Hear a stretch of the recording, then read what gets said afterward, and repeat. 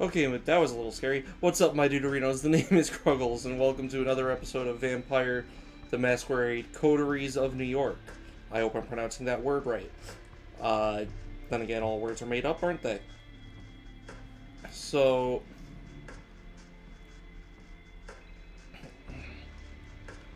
so last time, it's been a while, so I kind of had to recap myself a little bit, like skim through my videos real quick. I think you can also oh nope, that's not it. I think all of the past dialogue is here. Possibly. Oh no, it just only goes to a certain point.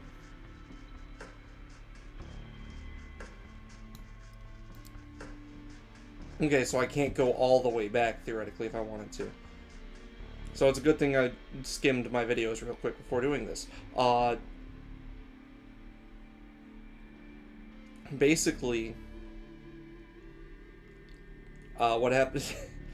What happened last time was, or what's happened recently is the red-headed vampire lady that saved me is now having me make other vampire friends,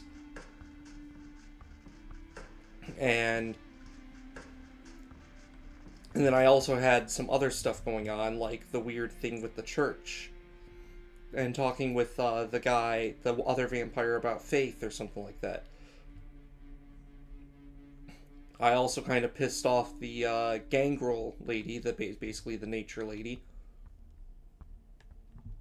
So I guess I can't recruit her, but I can still recruit the other guys. However, it was the end of the night when I had finished up with her, so now I have to rest. Oh, not long after you wake up tonight, Gregory knocks on the door of your apartment. I think that's the chauffeur guy, right? Hey, I came to pick you up. Miss Langley wants to see you. Do you know what she needs me for? I do want to know. An idea what she needs for? I'm not in the position to ask. He smiles politely. The car's waiting, shall we? You wrestle with the same thoughts as a few nights ago. Maybe you should just leave, disappear, let Sophie find somebody else to employ, maybe? But then you remember the anarch thug being cut down by Kadir, and how close you were to the same fate not even a week ago, and that it might still happen if you step out of line. You follow suit. As with your previous visit here, Sophie seems not entirely present when you enter. Her eyes are locked onto one of the paintings in the room. You're pretty sure it was here earlier, but she's behaving as if she's seeing it for the first time in her life, entirely entranced. Gregory clears his throat. Sophie turns to the both of you, a bit of irritation in her countenance that soon gives way to a pleasant, warm smile. You're here. Excellent. Thank you, Gregory. Her driver leaves and she turns her attention to you. I hope you had a good few nights and made some new acquaintances, but I have to say, I'm happy to see you, Cruggles. Thank you for coming. The change in the mood of the room is so sudden and startling, it makes you consider the true power of vampiric charisma. Rationally, you know you're being manipulated, but you don't even care.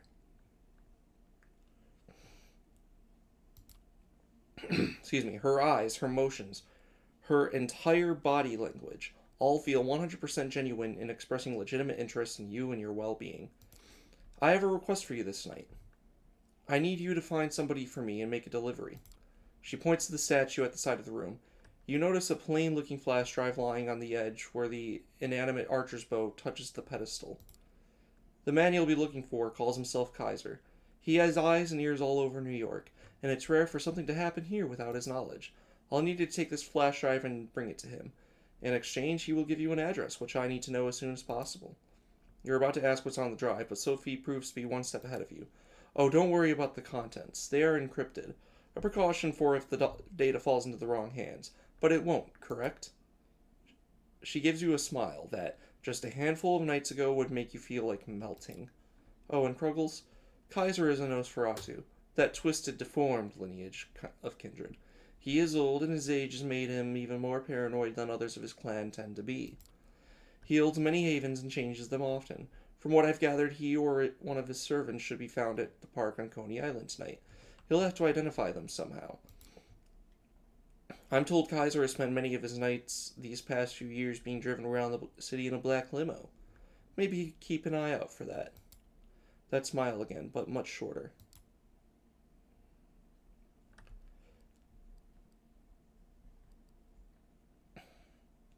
Anything more? All I want to know as much as anything more you can tell me? He's been here a long time, about as long as I have.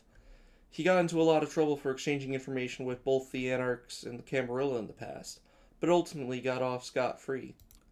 Kaiser's web of information proved to be strong enough to shield him from the consequences of playing both sides. Some say that's the best proof of his abilities. In any case, be careful when talking to him. He's very particular about everyone's etiquette except his own. Good night, and good luck. She flashes one last smile at you and turns back to the painting, clearly done with the conversation. You pocket the flash drive and head out toward Coney Island. It takes you the better part of an hour to reach the lights and sounds of the Coney Island amusement park from the city. The drive is almost pleasant this time of night, thank God for Belt Parkway. There are plenty of people here tonight, but nobody who stands out as a traveling purveyor of secrets. Then again, if they did stand out, it would be kind of pointless, right? Nothing to do but figure out the right approach. I could feed on it. It has been a little while since I've fed. So I probably do need to feed on someone.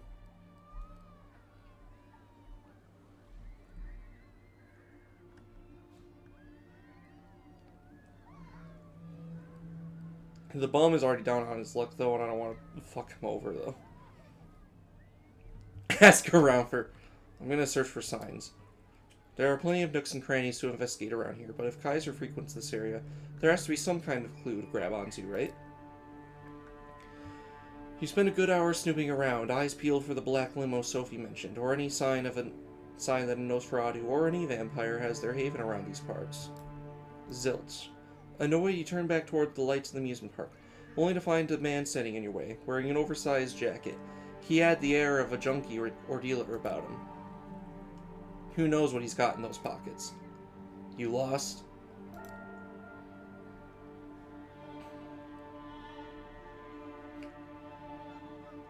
Maybe. Maybe I am. Maybe I'm not. Maybe what's it to you? What kind of air is that? Can't answer is that. You a spook? A fed? He looks at you intently like he's trying to guess your real purpose here. Get out of here before I kick your ass. Let me look at his face. Sure. After I ask you about Kaiser. Sure, whatever you say. Just tell me if you know a guy named Kaiser and I'll be on my way. Nah, I don't know who that is. He's a terrible liar. Clearly full of shit. Tell him so. Listen, I was sent here by Sophie Langley. She has something for Kaiser. I need to contact him and hand it over. Nothing more to it.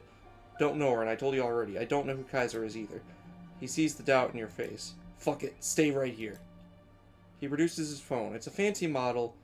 Doesn't look like anything readily available on the market. Unlocks it, dials a number. 2 tones go by. A voice on the other end. Sorry to bother you again, boss. Yeah, I know how much you need your alone time. That sounds very nice. There's somebody here who wants to see you. They're with Langley? Sophie Langley, yeah. A string of loud obscenities fill the phone. The man winces and pushes it away from his ear, then the call stops. Almost immediately, a chime. The Count's laugh from Sesame Street. Wow. Announces a new message sent to the phone. He's, on his way. Don't go anywhere. Not 15 minutes pass before a black limo stops near where you're waiting. One door opens an invitation. The inside of the limo used to be a luxury lounge, the kind with a stripper pole and a bar full of alcohol. But it currently has none of that. Instead, there are monitors and cables.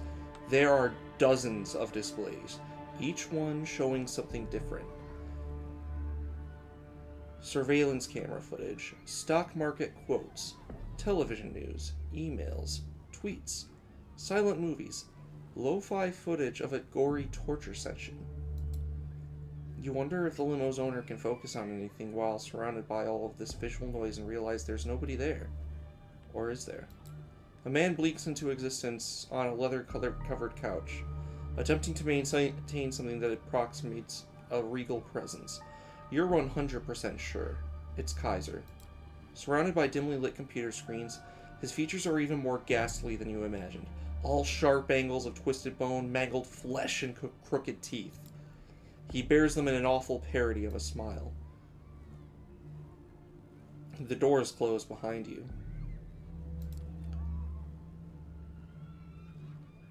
So, the waste of good blood outside tells me Sophie Langley sent you, huh? You've got something for me? You reluctantly pull the flash drive from your pocket and slowly pass it to Kaiser. He plugs it into a USB port on the arm of his chair and displays the data on one of the screens that happens to be turned away from you.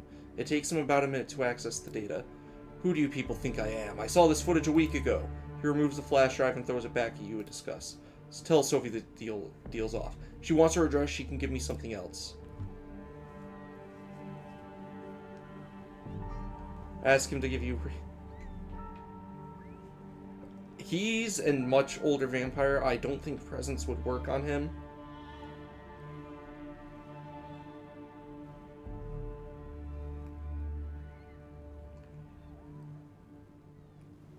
So, let's see how I can get on his good side. I'm sorry this proved disappointing to you, Mr. Kaiser. Can I do something to make it up to you?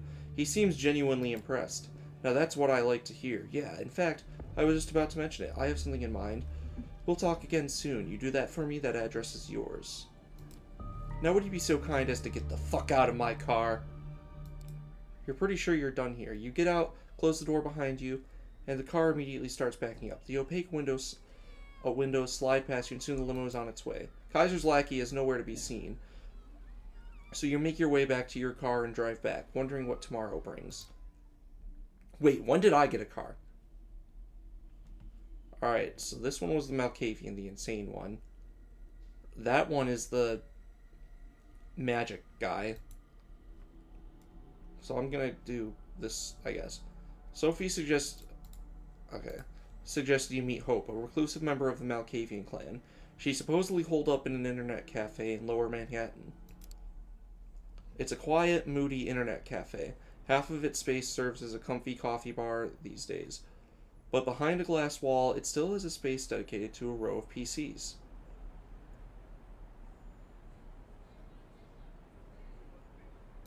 From the street, you can notice tired adults in casual clothes typing away absent-mindedly, and some bored kids wasting the late evening hours on colorful online games.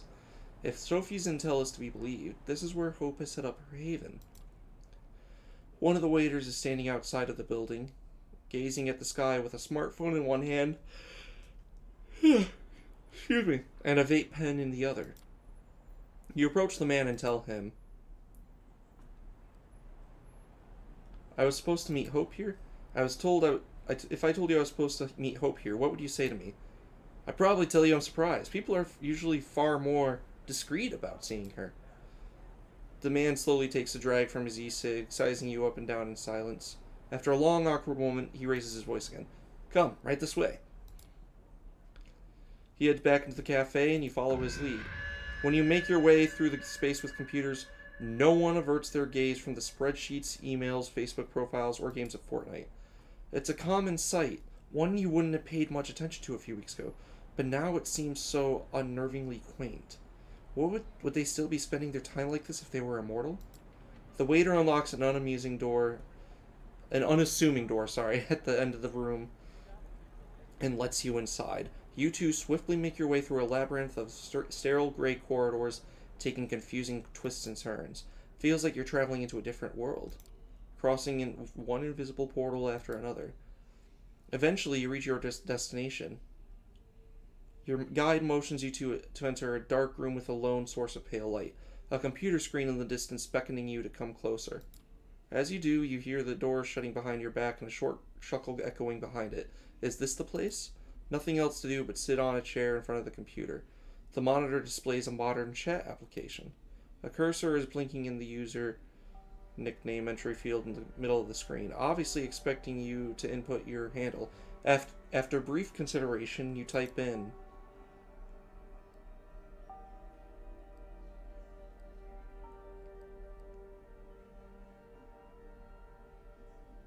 a random string of... After QWERTY turns out to be taken by someone else, you settle on QWERTY. It works. After a few seconds, the chat window opens, and messages start appearing on the screen in quick succession. Hostage as executioner. Wait, hang on.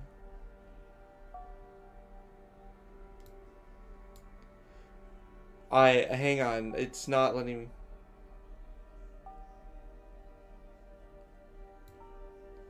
Just to be clear, I don't have a wank rag. Laugh my ass off. Oh, for sure. No, for real. Laugh my ass off. Was meant for Jerry, of course. Jesse Hooker. Not much longer. Yeah, Jerry is the Chad MVP. I mean, I've admitted two far worse things on here. God, I'm so horny. Not sure why I'd have a need to lie about this one. OMG, literally, who cares? You and me both, bozo. Wait, who is QWERTY? QWERTY? No idea. A new user. Wasn't here a second before. What the hell? Was anyone informed? No announcement. I know I wasn't. Jerry, 2010? Where do you? Identify yourself within 2 minutes or get banned. The chat stays silent. Go silent. Everyone's seemingly waiting for you to say something before proceeding. This must be a close-knit group. Better say something before they kick you out.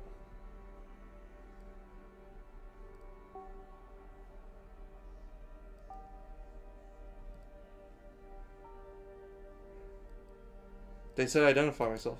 Said to let them know you're Kindred. Kindred reporting in. Just here on some Kindred business. An instant stream of responses. Kindred, oh gee, fucking god. Who the fuck is this clown? Jesus fucking Christ. Who the fuck are you? Investigating. Who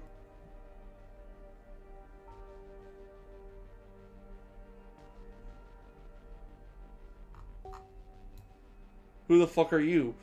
This was meant to be a safe channel. Investigating what went wrong. How did they even get in here? Stay calm. Can you get their location? Oh fuck, I'm an idiot. Lol, yeah, sure, that's our Jerry. Couldn't get to anyone interested. Oh boy, now you're in trouble, QWERTY. Yeah, you're gonna regret, dumbass, the days You know what? I am curious. Try to get the chat under control. I do wonder if my abilities could work on computers. You've had enough of these trash-talking randoms. Time to teach them some respect. Your blood fires up. Ancient power starts coursing through your veins. Fingers tapping the keyboard buttons on their own. You people better stay quiet if you know what's good for you. You will have no idea who you're messing with. You will obey me. Chat goes silent once again, then it explodes. Ah, what am I looking at? Oh shit, watch out, he started typing properly. Well, you have no idea who you're messing with. Would be so pissed if I missed this. You know he means business. Wait, hang on, this whole fucking... I'm glad I decided to log in earlier today. Jeez, guess your powers don't work online. Go figure. You know your cheeks would turn blood red right now if they still could. Got the info. Nice. You wanna die, asshole? You will die. You will die. Die. Neoliberal. Fuck QWERTY. Bastardo. Sentence that's for a shitty basic online handle. I'm literally on my way to kill you right now. Yeah, sorry to inform you. You're about to die. Rip, bitch. You're getting your throat slit right here, right now. Oh wait, that was Queen of the South?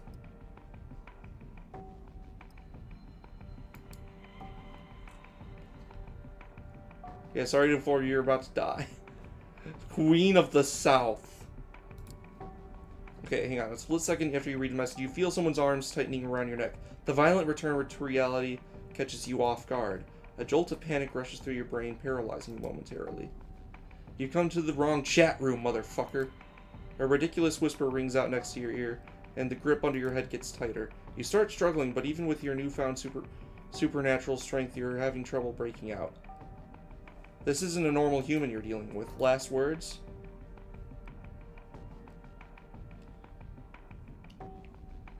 Your chat room sucks ass! Hey, that's just rude, but I still laughed. The hand holding your chin shifts its position lightly. Don't struggle or I will break your windpipe. Or my phone, which would end even worse for you. Sounds of a camera shutter and light flashing. Did they just take some selfies with you? Alright, that's enough fun. I'm letting you go. We can have a talk. Don't do anything stupid, Mr. Intruder. Pretty please. The mysterious assailant loosens their grip on you and gently pushes you away. You quickly turn to take a good look at them. Let me just finish this. It's a pale blonde woman in her 20s, giving you slightly judgmental looks while rapidly tapping away at her phone screen.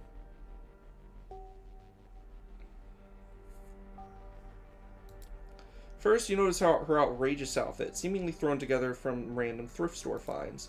Then you take note of her tattoos, a sprawling tapestry of odd patterns and designs covering every visible part of her body. At first glance, it all seems aimless, but has a consistent sense of style upon closer inspection. Her eyes focus on you for a second. Give you a scare, huh? Sorry, that's what you get for entering a lady's haven without her permission. And she's back to her phone. With a relatively small build, it's hard to believe you had trouble overpowering her physically. But then again, nothing is what it seems when it comes to the undead, and even compared to the vampires you've met so far, she comes off as an eccentric, curious presence. She shoots you another glance, noticing you're still cautious of her. Calm yourself, man, I won't pull anything like this anymore. It was just a, feel stupid saying it out loud, vibe check. Vibe check. I mean, it makes sense. Yeah, I got a glimpse of your vibe on the internet, and in a dangerous situation. I'd say I've got a pretty good idea about who you really are. I'm Hope, by the way. If you're here, you've probably heard of me, so I went ahead and skipped the pleasantries. But come to think of it, I might have skipped too many of those. Yeah, she definitely fits the description you were given by Sophie. I still can't believe you got so mad online. You actually tried to use your powers on people talking trash about you from who knows where. Jesus. But, you know, I kind of respect that dedication. It's amusing. Your chat room sucks ass was funny, so there's that. Unless you really meant it. In which case, hey, fuck you. Anyway, don't worry about the chat. It was all a game to us. No hard feelings, okay? I'll introduce you properly later. On the monitor, the chatter continues normally. Your visit is like yesterday's news, no longer relevant to anything. Still, a word of advice, don't be such a dumbass about security. Sending a message saying kindred to some perfect strangers online.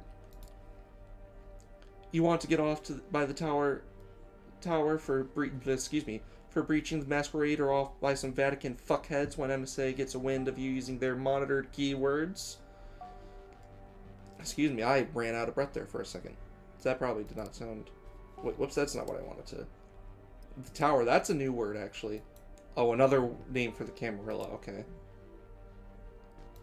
If it wasn't for my security measures... Fucking hell, it's the 21st century. You should know better than this. But, look, if we're going to talk about you, you should have something to say, too. What are you doing here? About time, she asked. Note to self, she really loves the sound of her own voice.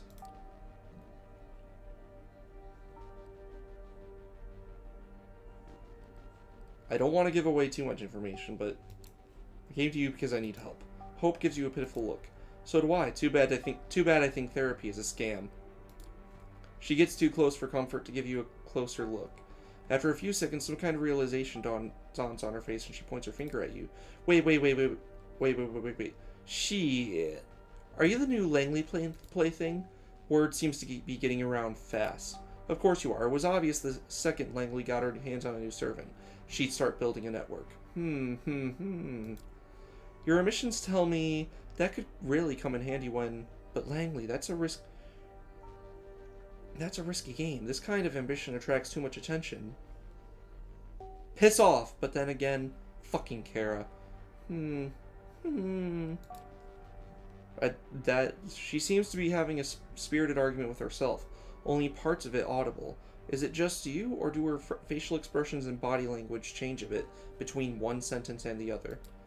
Before you make certain it's not just your eyes playing tricks on you, she focuses half of her attention back on you. The other half, of course, is still obsessed with her smartphone. Listen, I'm not saying I'm not interested in cooperation, but before I make a decision, I need to make sure you sort of understand me and that I sort of understand you. And since I was planning to put on a show before you came here, I propose a little game. Hope absent-mindedly spins her phone in her hand, considering how to put her thoughts into words. Then she approaches a switch on the wall and flicks it.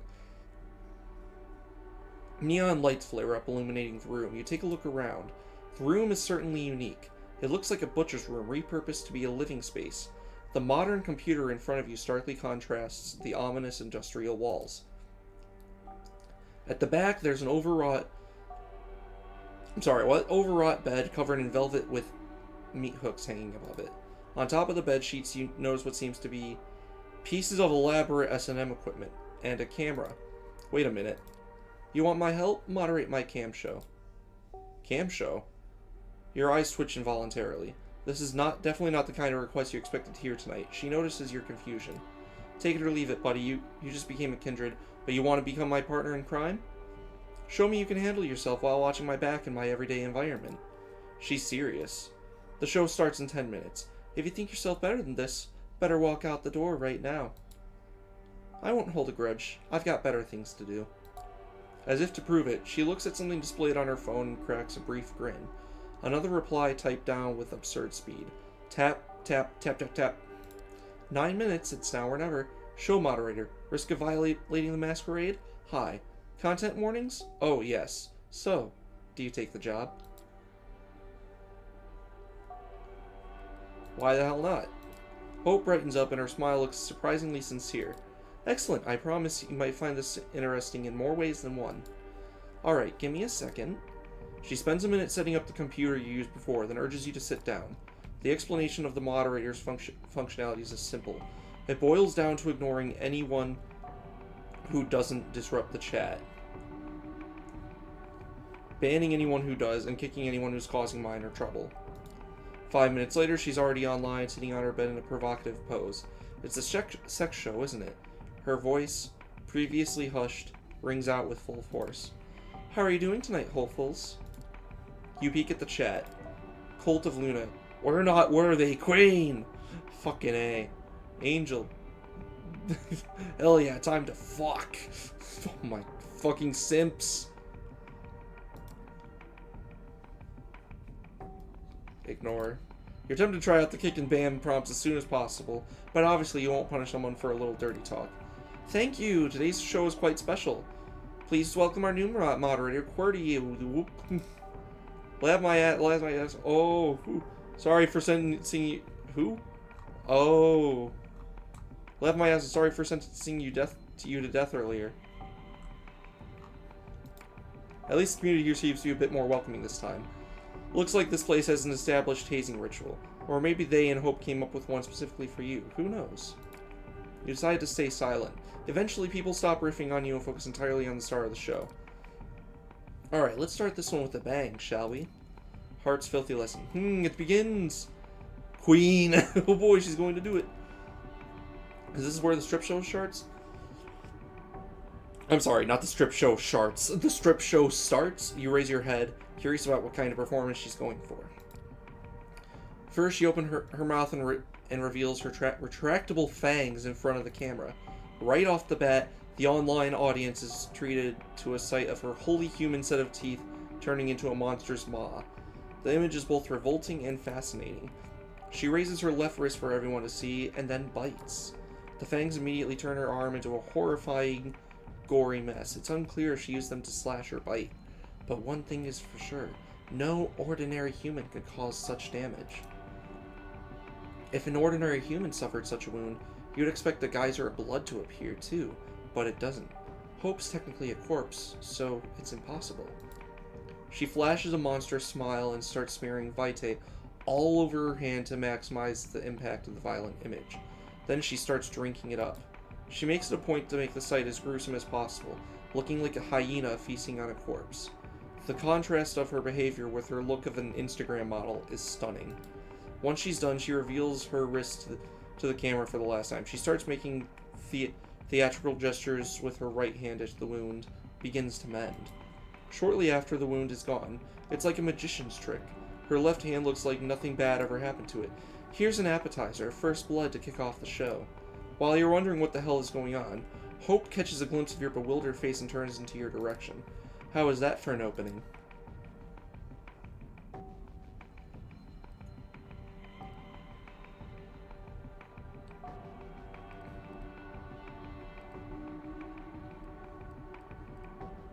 This is not a sex show. You're shooting snuff.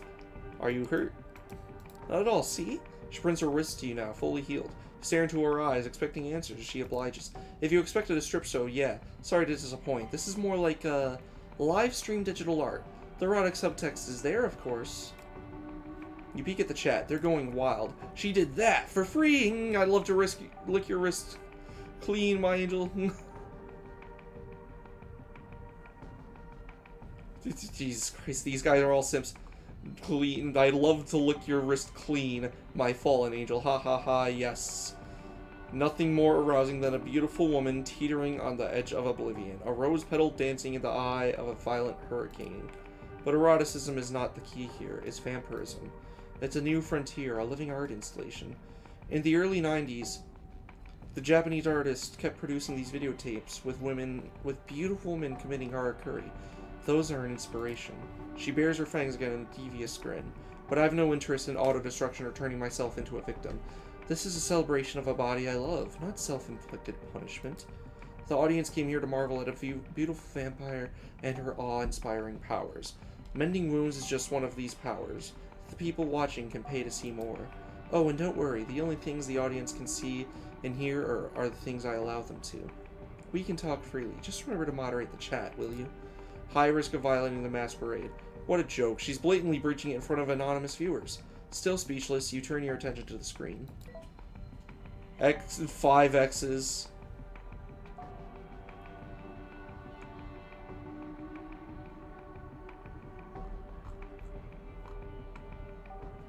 Five X's 6 muy guapa. Alright, I'm feeling generous today. Have you planned your next tattoo yet? I'll pay for the next attraction. Looking like a pink marshmallow covered in raspberry sauce. Looking like a thirst victim. I know, just letting you know your base. Thirst victim, I know. OMG, this probably actually stands for something, but I'm not going to try to figure that out. You let the guy vent his excitement. Seems harmless. Special message appears on the chat log, claiming somebody has successfully sponsored the first goal of the show. Hope smiles and picks up a bag of blood from underneath the bed. It must have been retrieved from a blood bank. She showcases the label to the camera for everyone to see. Heart's filthy lesson. Drink up, drink up, drink up! Hope pours all the contents of the bag into her throat. You have no doubt it's real blood, but wonders why the viewers would be so satisfying with something that's so easy to fake. Don't worry, it pays well enough. You don't even bother to tell her that this is not what you're thinking about. Safe to assume she knows. So, what do you know about the Kindred and the internet? Have they told you anything? While she is waiting for someone to sponsor her next vampiric feat, she decides to start a conversation.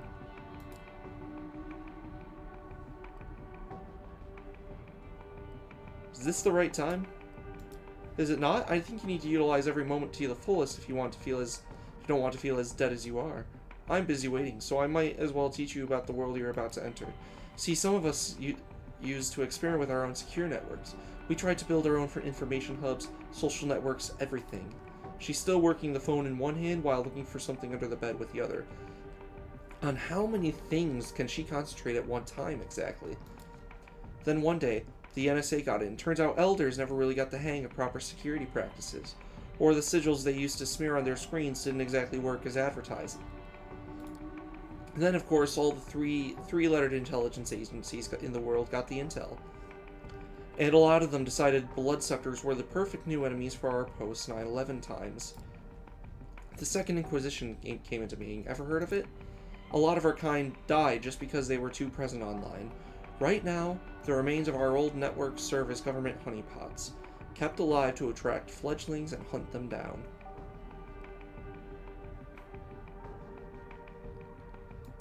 You post a certain keyword on Twitter or Facebook, you get tagged for investigation. You fit certain patterns, you get tagged for investigation. So there is a certain thrill in becoming an online presence without attracting attention from the authorities. She stretches on the bed. I hope you are still monitoring the chat. Of course not, you're not as good at dividing your attention as she is. You correct your mistake and check the recent messages. Aw, is she talking to somebody? Can't wait for the real thing to start. This 2-monitor setup rules. Call of Duty on one screen, Drop Dead Hotness on the second screen. The only woman I don't hate. Hope, more like my favorite hoe. Hope has crabs and got it. Give the guy a kick. Give yourself a normal nickname, douchebag. After 10 seconds, he's gone with the same handle. He's back at time for a decision. Ban. This kind of nickname will suggest trouble. You get rid of them immediately. Good job. She's keeping close tabs on you. Anyway, yeah. When the Nosferatu admitted to Camarilla their network got compromised, the elders went batshit insane. Internet communications became strictly forbidden. There were executions. A lot of people used social media to secretly contact their mortal families and lovers got offed. That goes without saying, but if you weren't careful, even the most innocent web usage could result in being punished with final death. Thanks to user Dick Steele, the next goal has just gotten successfully funded. Let's go! Vanishing Act! Dehumanize yourself and face the bloodshed. She raises her hand, 3 fingers up, 2 fingers up, 1 finger up. The countdown ends, she immediately disappears from the screen, like a ghost. You can still see her on the bed, but the live feed indicates there's nobody there. When you deeply focus on the digital image, you swear you can make out some unusual glitching where her silhouette should be, but it could very well be just a placebo. You ready for this? 3, 2, 1. A flash of the camera. The instant she reappears on the screen, she takes a selfie, sticking her tongue out in a provocative manner. The chat room explodes and cheers again. She is their vampire queen. You briefly wonder about her being glued to the screen. Is this the fantasy everyone is here for? A girl showing off cheap magic tricks while lazily browsing her social media? You realize you are way out of your depth here. Meanwhile, Hope decides to continue her lecture. Those were some wild times, especially in New York. While most of them have no clue as to our real nature, a lot of clandestine organizations have classified us as national threats. And since this is where the towers fell, the agencies are very much present around here, looking for easy PR victories. The last SI raid here was just a few years ago, and it was a big one. Stirred up the hornet's nest something fierce. But although it's 2019, New York City is ruled, or she probably just says NYC. NYC is ruled by someone who got embraced before World War fucking II, and the cam as a whole got really spooked and swore off the internet. Of course, they're not dumb and understand that you can't really coexist without modern kind without the internet. It's a gray zone right now, like piracy, technically frowned upon, but let the one without sin cast the first stone. The SI is a real threat, no joke. Oh, Second Inquisition. But in many senses, the darkest place is right under the candle. You take another look at the screen. Bender, we want blood. How about some bad stuff? Can you do some bad stuff? Can you show us next time? It's been a long day, hard day. Please give me a shout out. A familiar nickname pops up. Masochist Sama. What the fuck?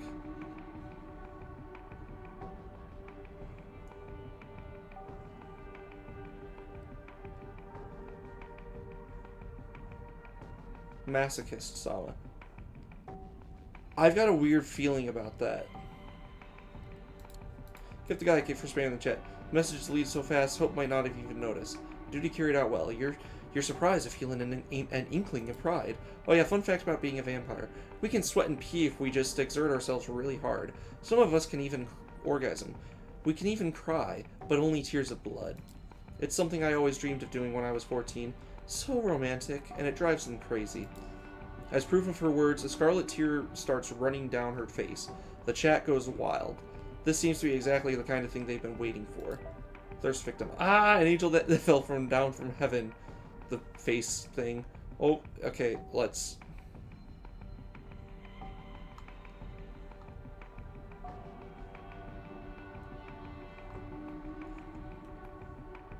OMG, she did it beatific. Hope your tortured soul finds some calm eventually.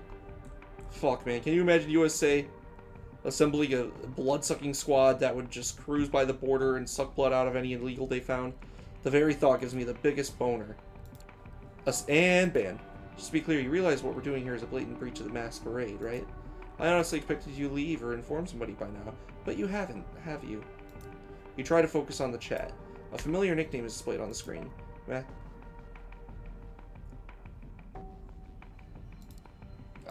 One more kick, one more familiar message. Double check. That's the same message he sent out last time. Is he copy-pasting or something?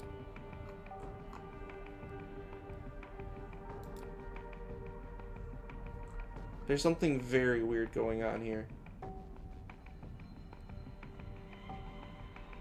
I don't trust it. Seems to need longer. After you ban him, you hear, good job handling that guy. Great, if nothing else works out, seems like you fit this job at the very least. In any case, the last goal has just been funded. It's time for the great finale. This is what you've all been waiting for, right? Thirst victim. Yes, Queen. Jerry, 2010. Yes. Yes, Queen. Hearts. Yeah, basically a bunch of people saying yes, Queen. Her voice has changed. She gets close to the camera, letting her face fill the frame of the live feed. Her mesmerizing eyes are focused purely on the viewers. You wanted blood? Come out into the streets, claw out your neighbors' throats, slash their veins, and drink up! Yes, queen, yes. Oh god. Hope's presence becomes absolutely horrifying, and it influences the chat in some incomprehensible way. Everyone starts typing like therapists. Liberate yourself from the shackles of ordinary mortality. Make them scream. Feel the warmth of their entrails. What the hell is she doing to those people? What have you gotten yourself into? Transcend your bodies. Release the message of hope into the world. She jerks violently for a second, then falls down on the bed like a marionette that had just had its string severed. She exhales loudly a few times and then laughs. When she does, the room goes dark again. Alright, that's enough. Instead of continuing, she does something with her phone. The stream ends and the chat instantly becomes dead quiet. Let me take over. The atmosphere in the room has completely changed. She's already put herself together and stood up. Now she's walking towards you. Vulgar. What the fuck just happened? Guess the show is over, everyone. Over. Everyone relax and go home. Hostage. Aw, and I was almost ready to come, bro. Hostage, I swear in my father's grave one day I will find you and kick the ever-living shit out of you. After every line she delivers, she changes her voice. The way she puts her lips together, and even the way she moves. Okay, she's describing. You've caught glimpses of her acting this way, but only now have you started to figure it out. Wait, hang on.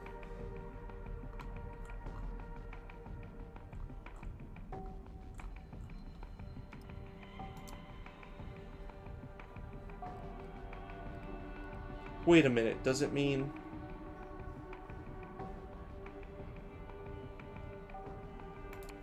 Does that mean... I'm immortal, I'm bored. I'm separated from Miss Point Duloc. I'm bored, I'm separated from most vampires in this city by a generational chasm. And I'm so goddamn lonely, the internet used to be my only friend. Info dump delivery service. Years ago, I started researching tulpas at collective unconsciousness, all the mumbo-jumbo at the intersection of psychology and spirituality, and I decided to experiment. The show was fake.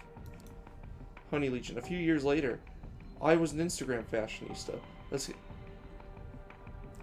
a successful erotic model, a vital part of pop culture commentariat, a viral shitposter, a cryptocurrency expert. At Honey Legion, all of my internet selves started signal boosting each other, paving the way for new ones. I became a one-woman empire, surrounded by legions of psycho-fans. The chat was fake. At me. Some may think of it as dissociative identity disorder, but that's bullshit. Everyone has online alter egos they buried. I just resurrected them, gave birth to new ones, and let them crossbreed.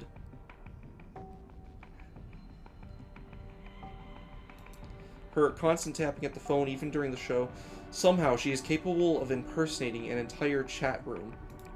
At literally a perfect angel. I don't even have a self that could dissociate or be mentally ill. I'm a host, a living database. At literally a perfect angel. I live because I find it fun to be an information conduit. To process trends and support the ones I deem worthy. There was no masquerade violation. She was showing off her skills all along. She put you into a world of pure fiction. The same way she was testing you when she attacked you from the back. Damn, she's good at this. Malk David Chapman. Of course, you can just ignore what I'm saying and decide I'm just another deranged Malkavian. But hey, annihilation of the self is the only way to survive in the 21st century. At Android of Notre Dame. If there ever was an era that demanded images of beautiful people transcending beyond humanity and inspiring others to do the same, it's this one. At Manhole Mermaid. Although for now, because of Masquerade, my audience is quite limited. Speaking of, you want to be the star of my next movie? Sure, why not? At Manhole Mermaid. I have a hunch you're just saying that. Still, hey, in a way, this too is transcending beyond self. At That Is the Question. But yeah, your test is over. Now the question is, do I want to work with you? She puts away her phone for the first time since you've met her and gives you a good, hard look. At Vibe Check Vivo. Guess I can give it a shot, yeah. You're not that dumb, you're not that boring, and you're kind of cute. At Aerodol XOXO. Don't worry, no more modding jobs. Mods get attached, and that's always bad news. She grabs your arm and starts leading you out of her room. At GPS. I've put you through enough shit. Next time, I'll let you in on a little job I'm doing.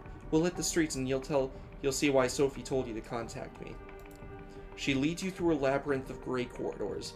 It's a different route than the one you made your way through in. Different route than one you made your way through in. At Unconscious Diagram Psychic Event. This city is so much more than what its leads consider real. Stick with me and I'll guide you to places Camarilla elders couldn't reach in 100 years. So she's got multi-personality disorder and like all of those jeez. Or sorry, dissociative identity disorder, I think is what it's called.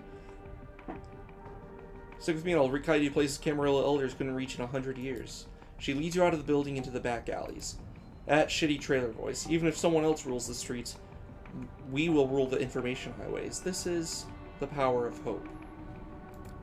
She lets out a theatrical laugh and disappears. You don't even notice when she leaves you alone, but you assume everything went as well as it could. A new ally.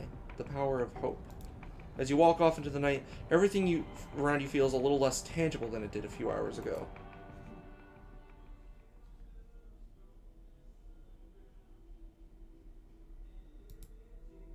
Oh wait, I need to save.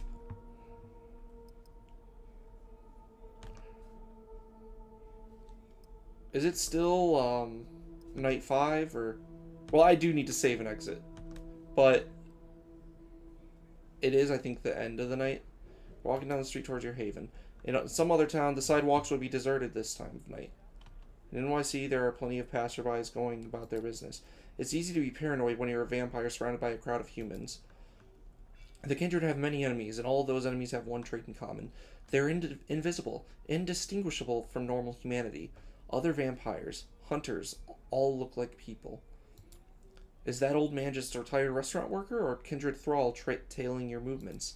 Are the officers idly waiting in a patrol car ordinary cops, or Second Inquisition specialists looking to end undead threats? This kind of thinking leads to madness, but you can't shake the feeling that someone is watching you. It's not the first time you felt like this. Whatever this is, it's probably something you have to take care of.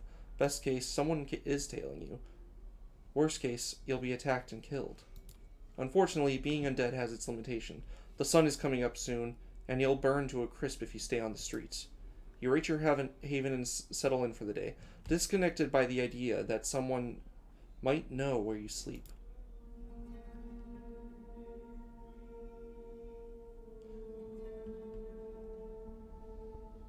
Okay. So that's an interesting spot to end it on. The fact that, we were thinking about the fact that someone might be stalking us. Alright, I do gotta end this episode, though. Thank you guys for watching. Like, comment, subscribe, all that jazz. I'll see you in the next one. Laters, my Deuterinos.